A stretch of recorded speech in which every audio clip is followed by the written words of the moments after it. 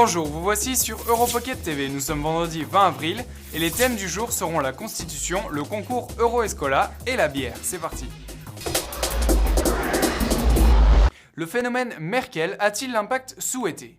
La présidence allemande de l'Union européenne a fait beaucoup d'efforts pour relancer l'engouement pour l'Europe et pour la Constitution, mais ça manque d'effet. Les relances de Mme Merkel semblent totalement ignorées par les eurosceptiques. Il lui reste seulement 2 mois pour convaincre les Tchèques et les Polonais à ce qu'ils acceptent le texte. Mais depuis les non-français et hollandais, le texte a perdu en crédibilité. On se souvient notamment que le gouvernement tchèque a refusé de signer le mois dernier la déclaration du 50e anniversaire du traité de Rome, en particulier car celle-ci spécifiait la validation d'une constitution avant les élections européennes de 2009. Est-ce que la présidence allemande réussira à trouver une solution pour atteindre cet objectif ambitieux ? En Turquie, 3 personnes ont été retrouvées égorgées dans une maison d'édition à vocation chrétienne qui diffusait des bibles et des autres objets de culte chrétiens. Pour l'ensemble de la presse turque, il s'agit de meurtres politiques qui ravivent l'angoisse des crimes contre les minorités religieuses dans ce pays à 99% musulmans. Les suspects auraient en effet déclaré l'avoir fait pour leur pays et leur religion qui était en danger.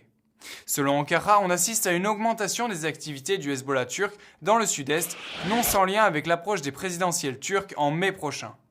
On espère que ces crimes fanatiques, loin d'être représentatifs de la société turque, n'auront pas de conséquences pour la politique internationale de la Turquie et notamment pour ses négociations d'intégration dans l'Union européenne.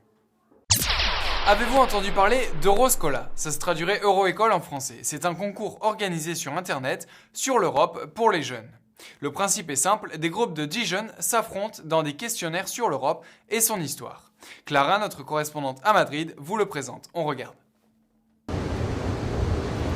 Volvemos a la oficina del Parlamento Europeo en España para la presentación del programa Euroscola, un concurso dirigido a jóvenes de entre 13 y 18 años en el que los ganadores viajarán a Estrasburgo para conocer el trabajo que hacen desde allí.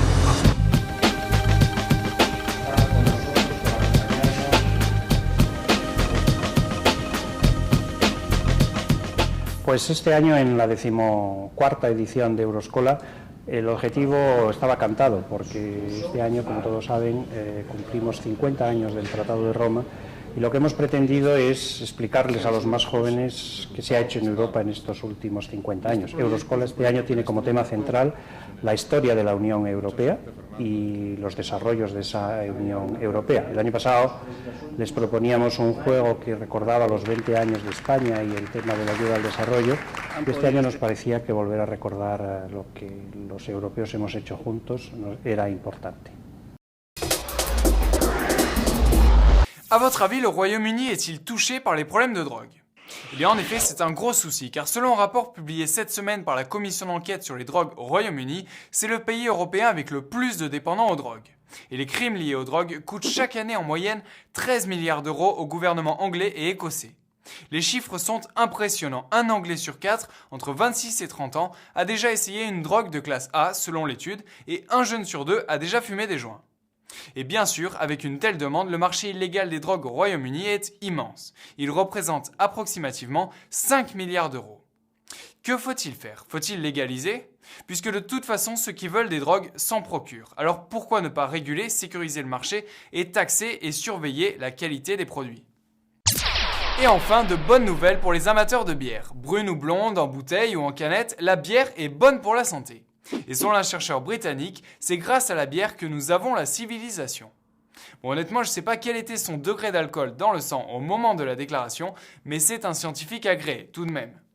Plus sérieusement, la Commission européenne vient de condamner 3 brasseries hollandaises, Heineken, Grolsch et Bavaria, en leur reprochant de s'être entendues sur des prix de vente de leurs bières au cours des 3 dernières années lors de réunions secrètes.